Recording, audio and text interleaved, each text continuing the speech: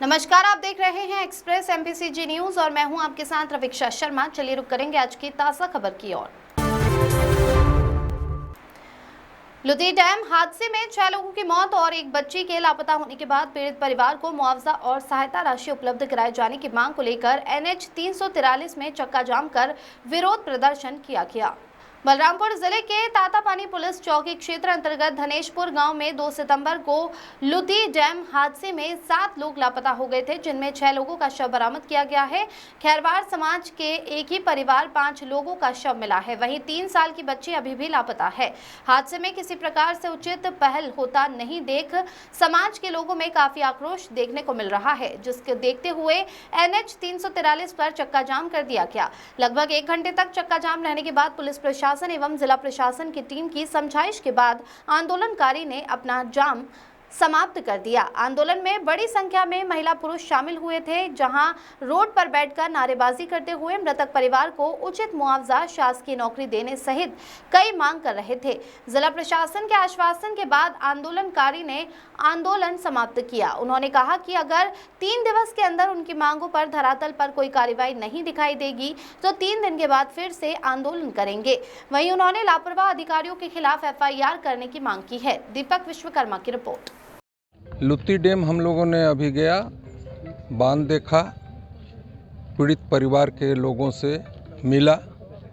निश्चित रूप से ये सिंचाई विभाग का पूर्ण लापरवाही के कारण ये घटना घटित हुई। ये प्रकृति आपदा इसको न मान करके इसको विभागीय लापरवाही माना जाए। मेरा मांग है कि शासन तत्काल सिंचाई विभाग के ESDO को निलंबित करे, चूँकि 3 साल से जनता बार बार ये मांग कर रही है कि बांध सीपेज हो रही है, बांध सीपेज हो रही है, तो सिंचाई विभाग सो कहाँ रही थी। और मृतक परिवारों को, ये जो हमारे खेरवार समाज के हम सब कांग्रेस परिवार के लोग उनके साथ हैं, मानव समाज के साथ हैं, हम सब हैं। हम लोग का मांग यही है कि मृतक परिवार को अभी तक मात्र 5,000 रुपया दिया, जो निंदनीय है और शर्मनाक है।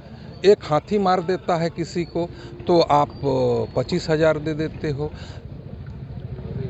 जसपुर में 3 बालक गणेश विसर्जन में मर गए, 50-50 लाख उनको शासन दे दी, और इतनी बड़ी घटना घट रही, यहाँ 5-5 हज़ार दिया गया। ऐसा दोहरा नीति शासन का, इसका मैं निंदा करता हूँ। और इस क्षेत्र में माननीय मंत्री जी हैं, मैं मंत्री जी से जानना चाहता हूँ इस मीडिया के माध्यम से कि क्या 5,000 दे देने से उनके परिवार के साथ ऐसी घटना घटी होती तो क्या स्वीकार कर लेते। उन परिवारों को जो आज मृत्यु से बचे हैं उनको शासन चतुर्थ श्रेणी में नौकरी रोजगार दे और कम से कम 10-10 लाख रुपये का मुआवजा उसके परिवार को, प्रत्येक मृतक व्यक्ति को दिया जाए। ये हमारी कांग्रेस परिवार की ओर से मांग।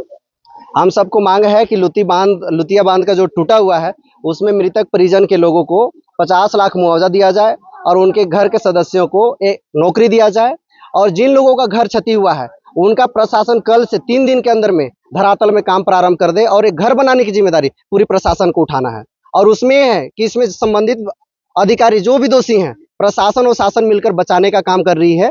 तो हम लोगों ने कहा है कि इन लोगों के ऊपर भी तत्काल कार्रवाई करें, जेल में डालें, और नहीं होने की स्थिति में हम लोग 3 दिनों के अंदर में यदि धरातल में काम नहीं दिखता है तो इसी जगह में तातापानी में अनिश्चितकालीन धरना पे बैठने के लिए हम लोग तैयार हैं। इस घटना में सबसे बड़ी दोषी प्रशासन के लोग हैं।